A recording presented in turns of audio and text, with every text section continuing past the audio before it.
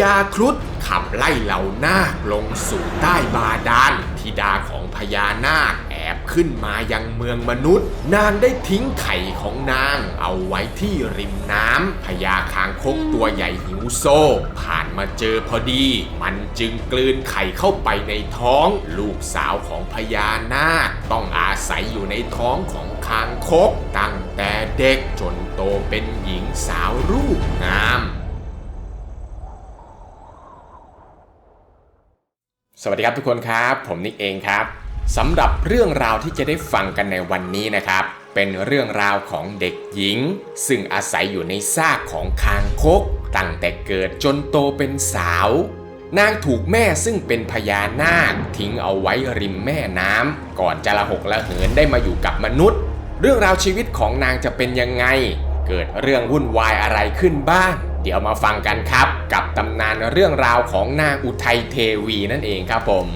แต่ก่อนอื่นนะครับวันนี้ผมมีสิ่งดีๆมาบอกครับทุกคนนี่เลยกานิเย่เมนแอคโนไฟซูเปอร์เซรั่มสู้สิวทางลัดในการต่อสู้ปัญหาสิวของผู้ชายเนื้อเซรั่มบางเบาไม่เหนียวเหนอะหนะเหมาะกับทุกสภาพผิวเวลาที่จะต้องหาข้อมูลตัดคลิปหน้าจอคอมนานๆเนี่ยก็ไม่ต้องกังวลเรื่องสิวอีกต่อไปครับเพราะหนักแค่ไหนก็สามารถแฮกหน้าสิวอัพเวลหน้าใสได้มีทั้งแบบขวดและแบบซองหาซื้อได้ง่ายๆที่7-Eleven และร้านค้าชั้นนำทั่วไปเลยนะครับยังไงก็ลองหามาใช้กันดูนะครับผมถ้าพร้อมกันแล้วก็ไปฟังกันเลยครับ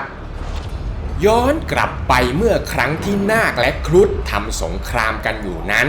ลึกลงไปใต้พิภพบาดาล นั่นเองล่ะครับเป็นที่หลบซ่อนของเหล่านาคมากมายจนเกิดเป็นมหานครใหญ่ใต้บาดาลขึ้นที่นครบาดาลแห่งนี้เองครับผมมีธิดาของพญานาคราชผู้ปกครองนครนามว่าสมุทรมาลาอาศัยอยู่ที่เมืองบาดาลตั้งแต่กำเนิดไม่เคยได้เห็นโลกภายนอกเลยนะครับกระทั่งถึงวัยที่นางจะต้องมีคู่ครองนางสมุทรมาลาก็นึกอยากจะออกจากนครใต้พิภพขึ้นไปเที่ยวเล่นยังแดนมนุษย์แต่พญานาคราชผู้เป็นพ่อและมเหสีได้สั่งห้ามเอาไว้พร้อมทั้งกำชับให้เหล่านาคพี่เลี้ยงคอยดูแลพระธิดาอย่าให้คลาดสายตาเพื่อห้ามไม่ให้พระธิดาเนี่ยขึ้นไปยังแดนมนุษย์เด็ดขาดเพราะเกรงว่าอาจจะถูกพญาครุฑศัตรูเก่าของเหล่านาคจับตัวไปได้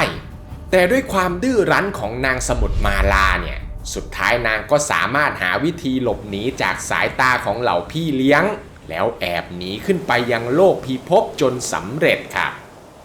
นางสมุทรมาลาได้ร่ายมนต์แปลงกายเป็นสาวงามเดินเที่ยวเล่นไปตามป่าอย่างเพลิดเพลินขณะนั้นเองล่ะครับมีลุกเทวดาตนหนึ่งได้เห็นความงามของนางเขาจึงแปลงกายเป็นหนุ่มรูปงามลงมาเกี่ยวพาราสีกับนางสมุทรมาลาจนสุดท้ายทั้งสองก็ได้เสียเป็นผัวเมียกันและอาศัยอยู่ร่วมกันในป่านั้นกระทั่งวันหนึ่งครับพระอินทร์เนี่ยได้ทราบเรื่องว่าลุกเทวดาตนนี้เอาแต่มัวเมาในความรักไม่ทำหน้าที่พิทักษ์ป่าตามที่ได้รับมอบหมายพระอินทร์จึงลงโทษรุกขเทวดาตนนี้โดยการเนรเทศให้ออกจากป่าหิมพานต์ทำให้นางสมุทรมาลาจะต้องอยู่ในป่านั้นเพียงลำพังซึ่งขณะนั้นนะครับนางกำลังตั้งท้องอยู่ด้วยนะทุกคนนางสมุทรมาลาเนี่ยรู้สึกหวาดกลัวมากๆที่จะต้องคอยหลบซ่อนตัวจากเหล่าพญาครุฑและอันตรายต่างๆมากมายเพียงลำพังสามีก็ไม่กลับมาสักทีนางจึงคิดว่าอยากจะกลับไปที่เมืองบาดาลตามเดิมแต่ถ้าหากจะอุ้มท้องกลับไปเนี่ยก็กลัวว่าพญานาคราชผู้เป็นพ่อจะลงโทษนางจึงตัดสินใจสำรอกเอาลูกในท้องออกมาเป็นไข่1 ฟองจากนั้นก็พ่นพิษพญานาคห่อหุ้มไข่เอาไว้เพื่อไม่ให้สิ่งมีชีวิตใดมาทำอันตรายแก่ไข่ได้จากนั้นก็เอาไข่ไปซ่อนไว้ที่ริมแม่น้ำพร้อมกับทิ้งผ้ารัตนกำพลและแหวนวิเศษซึ่งมีอานุภาพเนรมิตสิ่งต่างๆได้ทิ้งไว้ให้กับลูกก่อนที่นางจะกลับไปอยู่ที่เมืองบาดาลตามเดิมครับไข่ของธิดาพญานาคเนี่ยนะครับตั้งอยู่ที่ริมฝั่งแม่น้ำอย่างปลอดภัยจนกระทั่งวันหนึ่งครับผม มีพญาคางคกตัวใหญ่ที่กำลังหิวโซผ่านมาเจอพอดีคางคกยักษ์ตัวนั้นจึงเขมือบเอาไข่ของพญานาคลงไปในท้องแต่ทันทีที่มันกลืนไข่เข้าไปมันก็ตายในทันทีทันใดเลยล่ะครับเพราะโดนพิษของพญานาคราชที่คายเอาไว้เล่นงานซึ่งขณะนั้นเองล่ะครับผมก็เป็นเวลาเดียวกันกับที่ไข่ในท้องเนี่ยกำลังจะฟักพอดีนะทุกคนเปลือกไข่ของธิดาพญานาคเนี่ยได้แตกออกภายในท้องของซากคางคก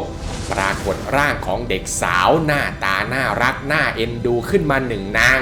เด็กน้อยอาศัยอยู่ในท้องของคางคกยักษ์เรื่อยมาเพราะเข้าใจว่าซากคางคกนั้นเป็นแม่ของตนซึ่งใกล้ๆกันนั้นเองล่ะครับมีสองตายายแก่ชรานามว่าตาโถถาดและยายกาวันปลูกกระท่อมหลังเล็กๆอยู่ริมหนองน้ำทั้งสองเนี่ยนะครับมีฐานะยากจนมากๆลูกหลานก็ไม่มีทั้งสองจึงต้องคอยออกมาเก็บผักหาปูหาปลาเลี้ยงชีพไปวันๆซึ่งมีอยู่วันหนึ่งครับสองตายายเนี่ยไปที่ริมแม่น้ำช่วยกันใช้สุ่มหาปลาในหนองน้ำตั้งแต่เช้าจนค่ำแต่ก็ไม่ได้ปลาสักตัวเดียวนะครับเห็นก็แต่ซากคางคกยักษ์นอนตายอยู่ริมแม่น้ำสองตายายจึงจับโยนทิ้งไปแต่จู่ๆเนี่ยก็มีเสียงเหมือนกับเด็กผู้หญิงตัวน้อยดังออกมาจากซากคางคกบอกกับสองตายายด้วยน้ำเสียงที่ออดอ้อนว่า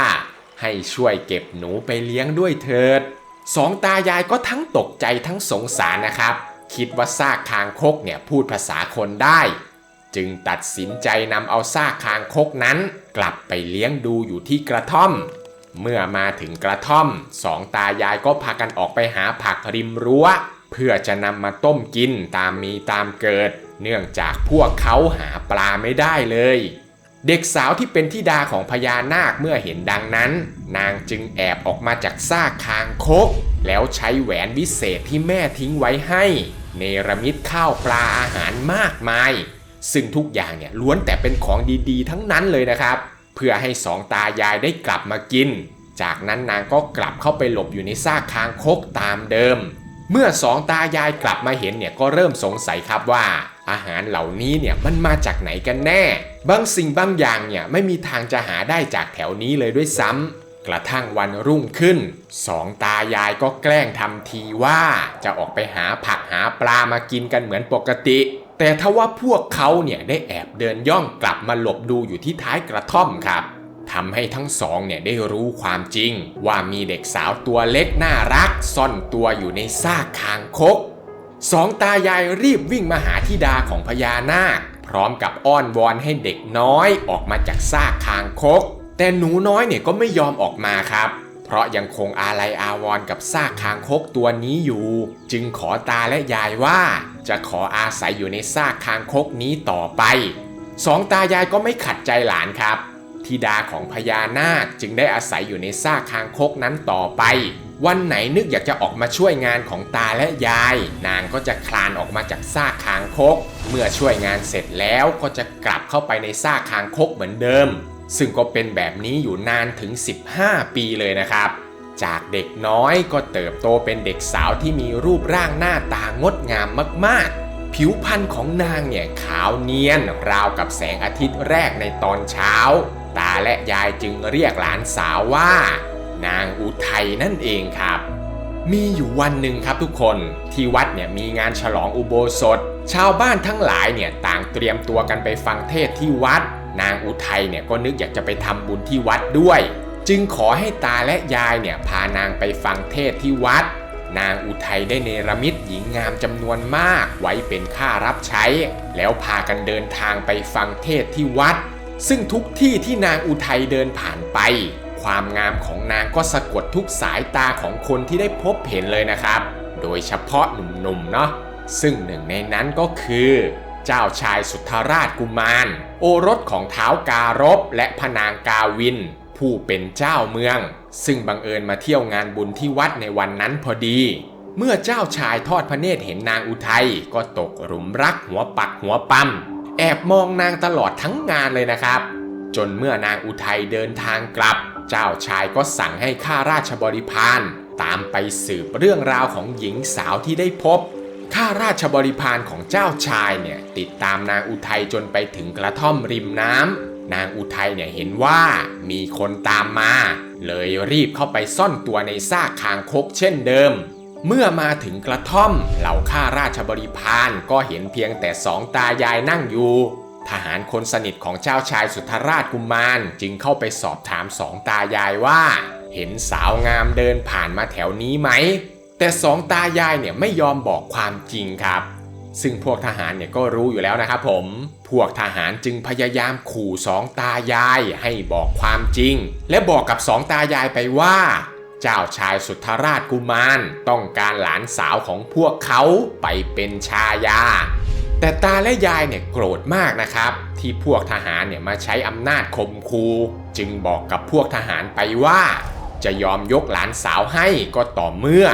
เจ้าชายสามารถสร้างสะพานเงินและสะพานทองจากพระราชวังมาสู่ขอหลานสาวที่หน้ากระท่อมของตนได้เท่านั้นพวกทหารก็เลยนำเอาคำของสองตายายเนี่ยกลับไปบอกเจ้าชายในวังทำให้พระเจ้าการพผู้เป็นบิดาของเจ้าชายโกรธมากๆต้องการจะจับสองตายายมาประหารชีวิตข้อหาที่ลบหลู่เกียรติยศของตนแต่พระมเหสีเนี่ยได้ห้ามเอาไว้ซะก่อนเพราะอาจจะกลายเป็นข้อคอรหาของชาวเมืองได้พระเจ้าการพจึงแก้เผ็ดสองตายายโดยการมีรับสั่งว่าจะสร้างสะพานไปสู่ขอหลานสาวของทั้งสองตามข้อเสนอแต่สองตายายเนี่ยจะต้องสร้างตำหนักเงินและตำหนักทองเพื่อรอรับเสด็จเจ้าชายให้เสร็จภายใน7 วันหากไม่เสร็จเนี่ยจะต้องได้รับโทษอย่างหนักเลยล่ะครับนางอุทัยเนี่ยนะครับก็เห็นว่าสองตายายกำลังจะเดือดร้อนเพราะตนในกลางดึกก่อนที่จะถึงเส้นตายเนี่ยนางอุทัยเทวีจึงออกมาจากซากคางคกแล้วใช้แหวนวิเศษของแม่เนรมิตปราสาทเงินและปราสาททองให้แล้วเสร็จในชั่วพริบตาฝ่ายเจ้าชายสุทธราชกุมารเองก็ต้องการนางอุทัยเทวีมาเป็นชายาอย่างมากที่สุดเช่นกันแต่ด้วยเหตุที่เมืองการพไม่ได้ร่ำรวยมากถึงขนาดจะสามารถสร้างสะพานเงินสะพานทองจนไปถึงกระท่อมของสองตายายได้เขาจึงได้แต่อธิษฐานขอให้สวรรค์ช่วยเหลือให้ความรักของเขาเนี่ยได้สมหวังซึ่งคำอธิษฐานนั้นนะครับได้ไปถึงหูของพระอินทร์จริงๆครับพระอินทร์เนี่ยเห็นว่าทั้งสองเป็นเนื้อคู่กันสร้างสมบุญร่วมกันมาแต่ชาติปางก่อนพระอินทร์จึงช่วยเนรมิตสะพานเงินและสะพานทองให้จนเสร็จ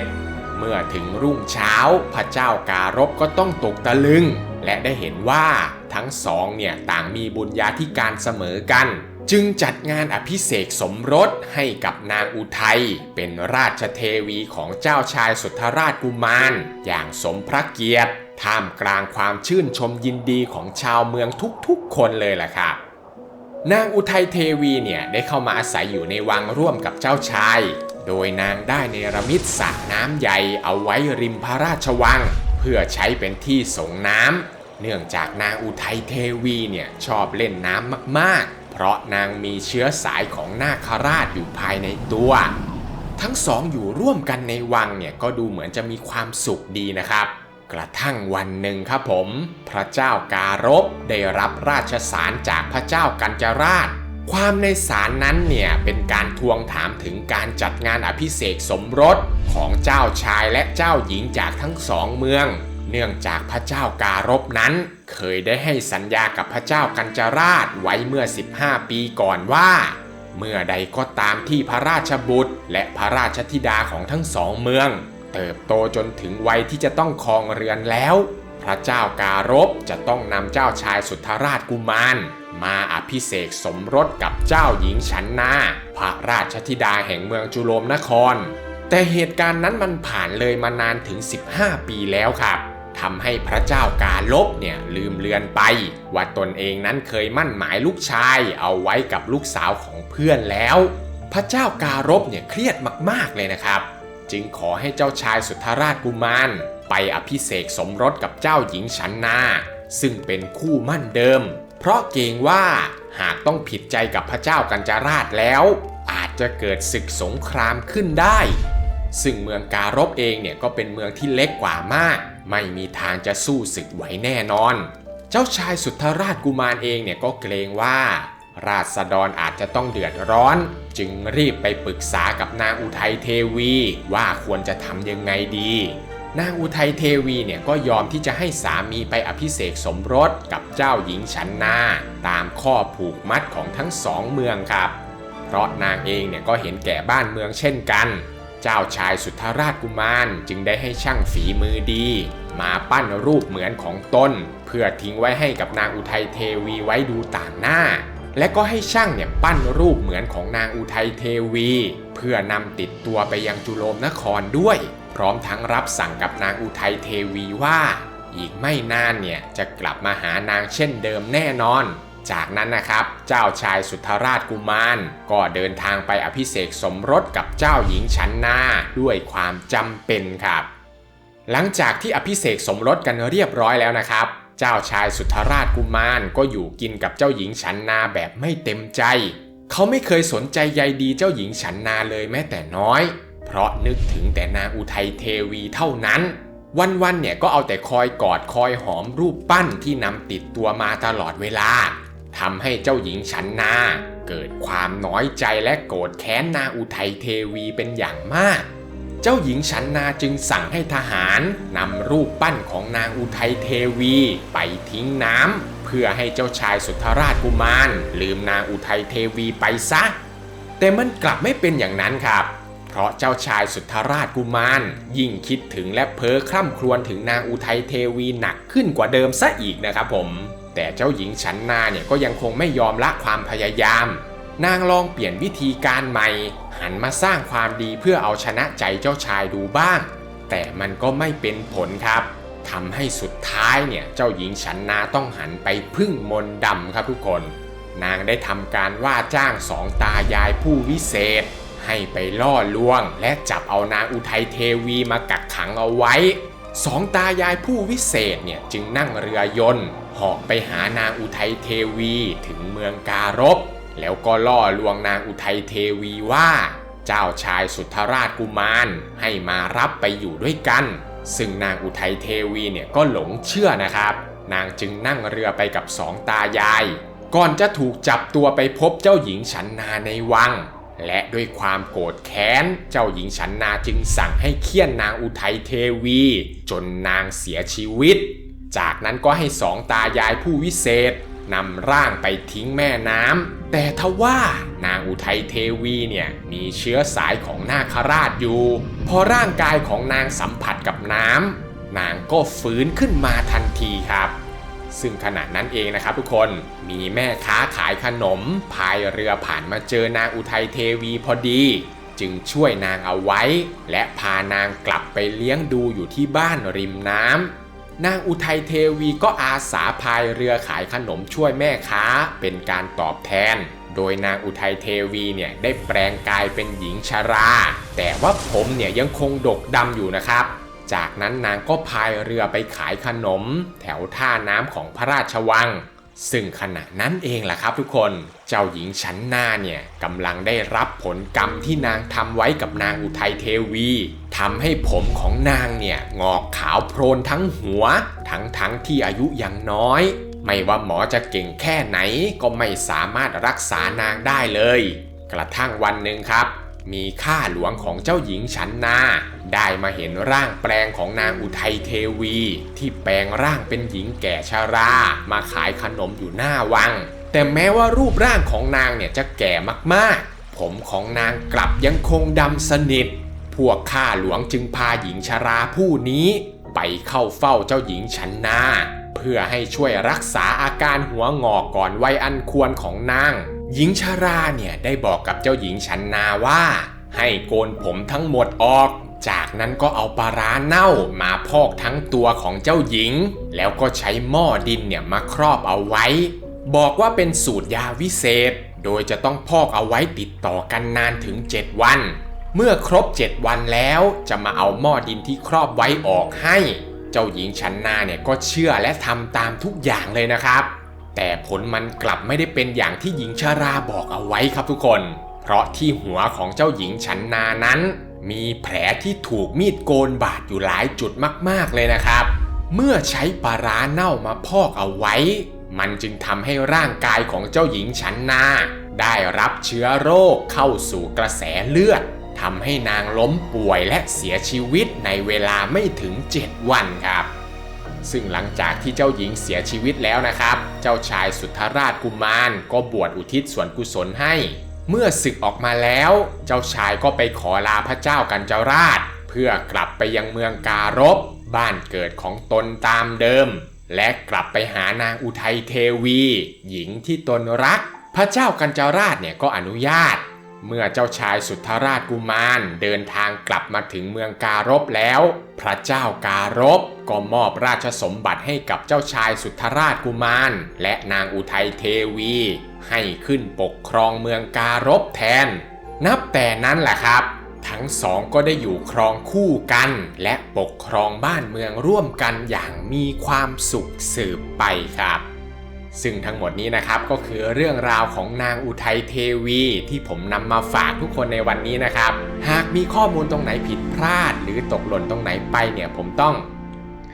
กราบขออภัยทุกคนด้วยนะครับและคลิปนี้นะครับต้องขอบคุณกานิเย่เมนแอคโนไฟท์ซุปเปอร์เซรั่มสู้สิวทรงอย่างแบดแต่ไม่แซดกับหน้าสิวเต็มที่ได้กับทุกไลฟ์สไตล์วัยรุ่นด้วยกานิเย่เมนแอคโนไฟท์ซุปเปอร์เซรั่มสู้สิวฮักหน้าสิวอัพเวลหน้าใสจบปัญหาสิวรู้สึกได้ตั้งแต่ครั้งแรกที่ใช้มีทั้งแบบขวดและแบบซองหาซื้อได้ง่ายๆที่เซเว่นอีเลฟเว่นและร้านค้าชั้นนำทั่วไปเลยนะครับยังไงก็ลองไปหาใช้กันดูนะครับผมและถ้าหากเพื่อนๆชอบคลิปแบบนี้นะครับก็อย่าลืมกดไลค์กดติดตามแล้วก็แชร์คลิปออกไปเพื่อเป็นกำลังใจให้ผมหน่อยนะครับคลิปหน้าอยากให้ผมทำเรื่องราวเกี่ยวกับอะไรเนี่ยก็คอมเมนต์เอาไว้เลยนะครับผมอ่านทุกคอมเมนต์แน่นอนครับสำหรับคลิปนี้ก็มีเพียงเท่านี้เนาะแล้วเจอกันใหม่คลิปวิดีโอหน้าครับผมสวัสดีครับบ๊ายบาย